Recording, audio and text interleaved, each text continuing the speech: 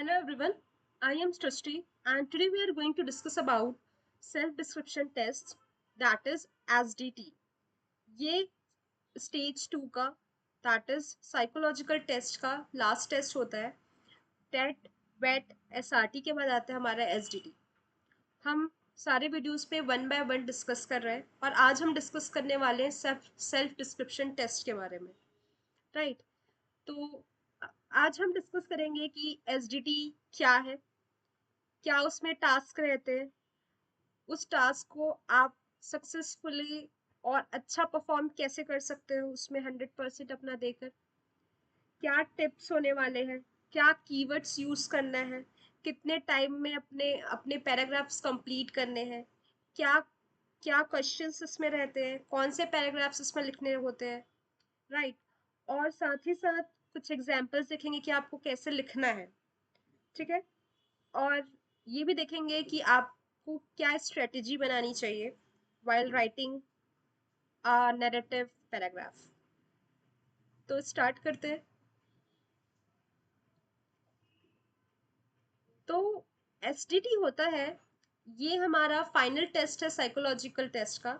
और इसमें जो साइकोलॉजिस्ट है वो आपको तो इंडिविजुअली जानते नहीं है, तो वो एसडीटी के थ्रू फाइंड करते हैं या एनालाइज करते हैं, कहना चाहिए, कि आपको दुनिया किस तरीके से देखती है और आप दुनिया को किस तरीके से देखते हैं, आप खुद के बारे में क्या सोचते हैं, आपको लेकर जो आपके जो क्लोज वंस हैं या आपसे रिलेटेड लोग हैं उनके ओपिनियंस क्या हैं, ये इस बारे में है ये एग्जाम. तो साइकोलॉजिस्ट है, साइकोलॉजिस्ट आपको पता होगा मनोवैज्ञानिक होता है हिंदी में, कि वो जानना चाहते हैं कि आपका जो परसेप्शन है खुद को लेकर वो क्या है. ठीक है. तो इसमें हम 5 पैराग्राफ्स लिखते हैं बेसिकली, कि what your parents or guardian think of you, what your teachers or employer think of you, what your friends think of you, likewise your teachers, and आपके खुद का परसेप्शन क्या है खुद को लेकर, आप क्या बनना चाहते हो, आपका एस्पिरेशन क्या है, ये सारी चीज़ें. तो आपको इसमें टास्क क्या रहेगा, मेन पॉइंट पे आते हैं कि अब ये तो समझ आ गया कि क्यों है, किस लिए होता है, रीज़न क्या है इसके पीछे. अब इसका टास्क क्या है और हमें कैसे उसमें अच्छा परफॉर्म करना है. तो इसमें टास्क ये है कि राइट 5 पैराग्राफ्स इन 15 मिनट्स. आपको 5 पैराग्राफ्स लिखने होंगे 15 मिनट के अंदर.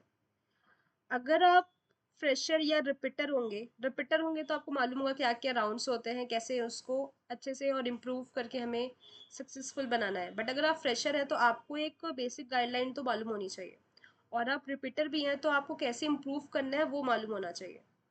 तो आपका यहाँ टास्क है कि आपको 5 पैराग्राफ लिखने हैं 15 मिनट के अंदर. मतलब ये हुआ कि आपको एक पैराग्राफ लिखना है 3 मिनट के अंदर. तो उसके लिए आपको एक अच्छी प्रैक्टिस होनी चाहिए.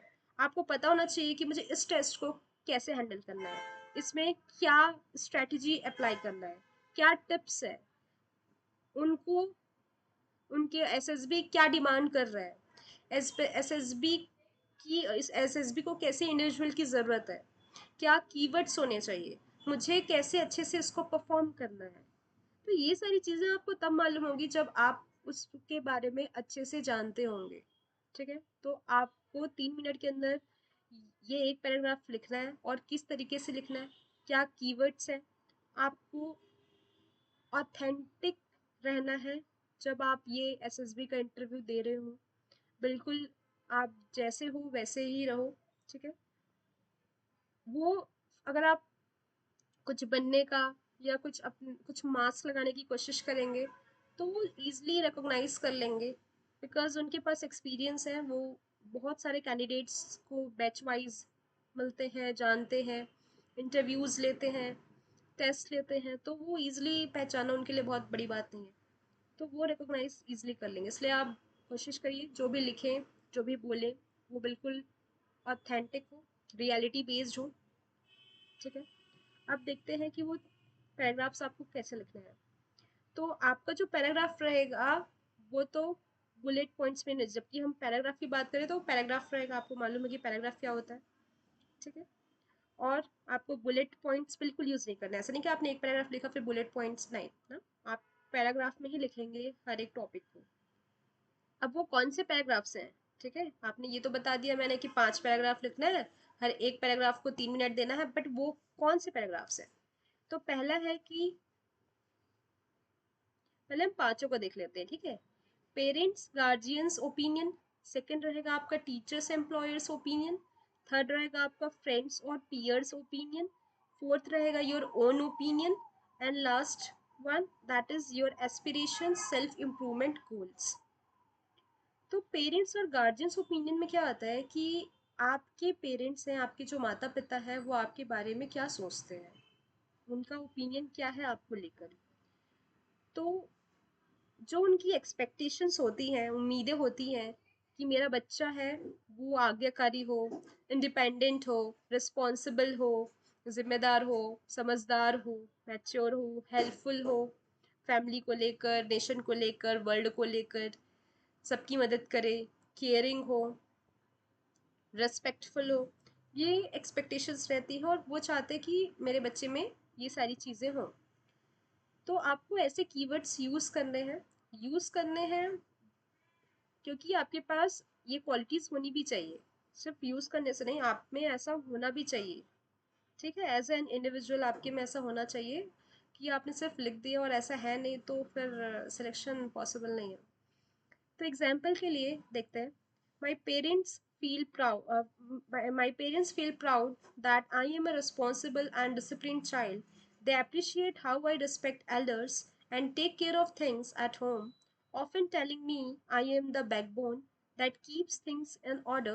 They admire how I balance my studies with helping around the house and are happy with my independence. However, they sometimes gently suggest that I work on my listening skills as I can get excited and interrupt conversations. तो इससे आपको ये पता चल रहा है कि आपको हमेशा अपने बारे में तारीफ ही नहीं करनी है, क्योंकि आपका पॉजिटिव और नेगेटिव साइड दोनों होगा। तो आपको जैसे आपका कोई नेगेटिव साइड है उसको भी आपको मेंशन करना है इन अ पॉजिटिव वे कि आप उस चीज़ को इम्प्रूव करेंगे। लाइकवाइज आप अपनी क्वालिटीज़ भी बताओ, पर हाँ मुझे में ये भी कमी है और मैं इसको इम्प्रूव करना चाहती हूँ और कर रही हूँ, या करना चाहता हूँ, कर रहा हूँ। ये तो हो गया आपका पेरेंट्स और गार्जियंस ओपिनियन को। आई थिंक आपको समझ आ रहा होगा कि आपको किस तरीके का पैराग्राफ रेडी करना है with in 3 minutes. The next topic is teachers and employers opinion. तो आपके जो टीचर्स हैं वो आपके बारे में क्या सोचते हैं एज एन इंडिविजुअल, या फिर आप वर्किंग प्रोफेशनल है तो एम्प्लॉयर आपके बारे में क्या सोचते हैं। तो उनके कीवर्ड्स इस तरह के होते हैं, ये मतलब बहुत फैमिलियर है। लाइक डिसिप्लिन, टीचर ये डिमांड करते हैं कि आप डिसिप्लिन हो, पंचुअल हो, फोकस्ड हो, हार्ड वर्किंग हो, रिलायबल हो, कॉम्पिटेंट हो, डेडिकेटेड हो, ठीक है। तो ये सारी चीज़ें होती हैं टीचर्स और एम्प्लॉयर्स की, मतलब कि एक इंडिविजुअल में ये चीज़ें होनी चाहिए। एग्जाम्पल के लिए, my teachers would describe me as a very disciplined and punctual. They have often noted my dedication to academics and my active participation in extracurricular activities. They appreciate the effort I put into my work and have praised my ability to maintain good grades. While they recognize my focus, they have encouraged me to be more forthcoming with my ideas in class discussions to build my confidence. I think समझ आ रहा होगा कि आपको keywords किस तरीके से use करना है, ठीक है, और आपको अपने आप को किस तरीके से डिस्क्राइब करना है। The next one is friends and peers opinion. ये जस्ट एग्जाम्पल है आपका। एज एन इंडिविजुअल हम सब यूनिक है, तो सबकी अलग अलग हो सकते हैं, सबकी अलग अलग क्वालिटीज़ होती हैं, सब में कुछ अच्छी कुछ बुरी बातें होती हैं, तो आप उसके अकॉर्डिंग लिखिएगा, as it is copy paste नहीं करिएगा, ठीक है। Then friends and peers opinion. So आपके जो दोस्त होंगे, ऑब्वियसली सबके दोस्त होते हैं, दोस्तों के साथ ही सबको अच्छा लगता है ना। तो वो आपके बारे में क्या सोचते हैं। तो इनके कुछ कीवर्ड्स होते हैं कि आप फ्रेंड्स ये चाहते हैं ना कि आप ट्रस्टवर्दी हो, फन लविंग हो, ह्यूमरस हो, एडवेंचरस हो, हेल्पफुल हो, चीयरफुल हो, रिलायबल हो, ठीक है।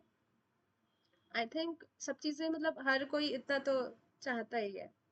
तो आप इस तरीके से अपने फ्रेंड्स का लिख सकते हैं, मतलब एग्जाम्पल के लिए समझ लो। My friends think I am a dependable and trustworthy person they can always count on. They appreciate my cheerful and friendly nature, often saying my positive attitude lifts their spirits. They see me as someone who is open to new experiences and work hard for my goals while still maintaining a balanced and fun loving approach to life. समझ आ रहा है कि आपको किस तरीके से 3 minute के अंदर एक सही तरीके से पैराग्राफ लिखना है। The next one is your own opinion. What you think of your self.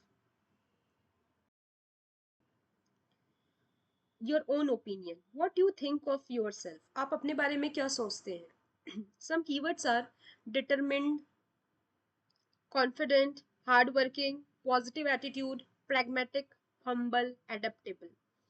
ये एक इंडिविजुअल मीन्स सरवाइव करने के लिए और एक अच्छे इंडिविजुअल बनने के लिए ये कुछ ट्रेट्स हैं। तो आप अपने बारे में इस तरीके से लिख सकते हैं। For example, I pursue myself as a humble and pragmatic individual. I consider myself determined and I am confident in my ability to approach challenges with a positive mindset. I am diligent in my efforts and understand the importance of continuous self improvement. I recognize that I need to enhance my public speaking skills and am actively working on it by participating in group activities. तो आप ध्यान दे रहे होंगे, आपने पहले अपने आप में जो क्वालिटीज़ है उसको डिस्क्राइब किया पॉजिटिव वे में, देन आपने जो आपको इम्प्रूव करना है वो चीज़ें बताई और वो उस पर काम कर रहे हो ये बताया। Then your aspiration and self improvement goals. So what kind of person you want to become in the future, आप किस तरीके का इंसान बनना चाहते हो as a future. Like keywords, leadership, improve communication, physical fitness, domain knowledge आपका कितना है, डिसीजन मेकिंग स्किल होना चाहिए। मीन्स ये सारी चीज़ें ये काफ़ी ट्रेड्स हैं कि मैं फ्यूचर में 5 साल बाद 10 साल बाद ऐसा बनूं, अपने में काफ़ी इंप्रूवमेंट लाऊं, अपना बेस्ट वर्जन बनूं। ये सारे कीवर्ड्स आप यूज़ कर सकते हैं। Like I aspire to become an officer in the arm forces, a role that demands a disciplined, responsible, and mentally robust character. I aim to embody these qualities, continuously improve my leadership and decision making abilities, and maintain the highest standards of integrity required of the position. Working on my communication skills and physical fitness are key parts of this journey. Right? I think चीज़ें clear हुई हों। अब हम tips पे आते हैं कि आपको एक इफेक्टिवली एसडीटी किस तरीके से लिखना है। Be honest and introspective, be specific and positive, आप बहुत पॉजिटिवली लिखो, स्पेसिफिक रहो, ईमानदार रहो, ठीक है, खुद के बारे में जानो, ठीक है, आपको मालूम होना चाहिए और वैल्यू करो चीज़ का। Ensure consistency, then create a balance view, prepare in advance and also avoid superlatives.